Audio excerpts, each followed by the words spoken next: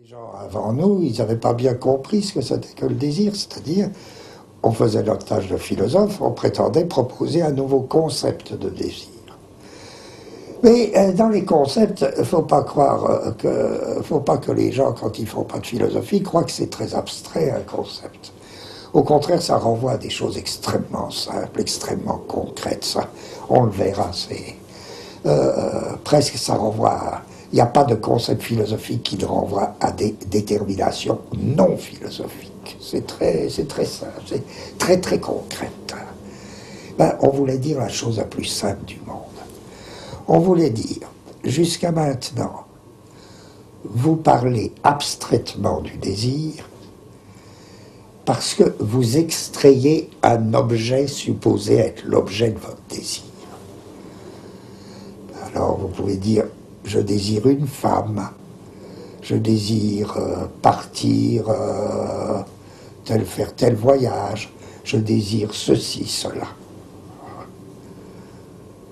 Et nous, on disait une chose vraiment simple. Vous ne désirez jamais quelqu'un ou quelque chose. Vous désirez toujours un ensemble. C'est pas compliqué.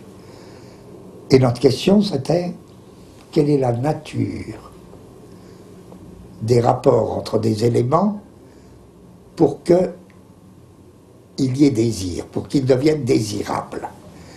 Je veux dire, je ne désire pas une femme, là j'ai honte de dire des choses comme ça, c'est Proust l'a dit, et c'est beau chez Proust. Je ne désire pas une femme, je désire aussi un paysage qui est enveloppé dans cette femme. Paysage qu'au besoin je ne connais pas et que je pressens.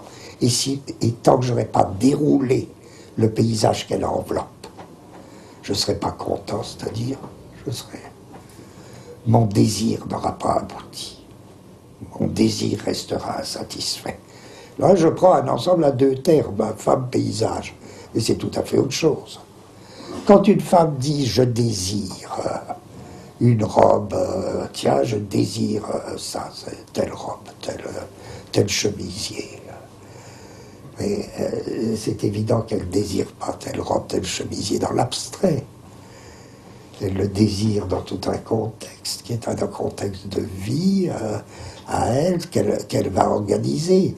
Le désir en rapport avec non seulement un paysage, mais avec des gens qui sont ses amis, ou avec des gens qui ne sont pas ses amis, avec sa profession, etc. Je désire jamais quelque chose de tout seul.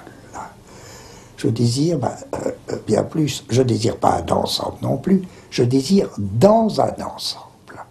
Alors là, on pourrait revenir, c'est autant de fait, à ce qu'on disait tout à l'heure sur l'alcool, boire.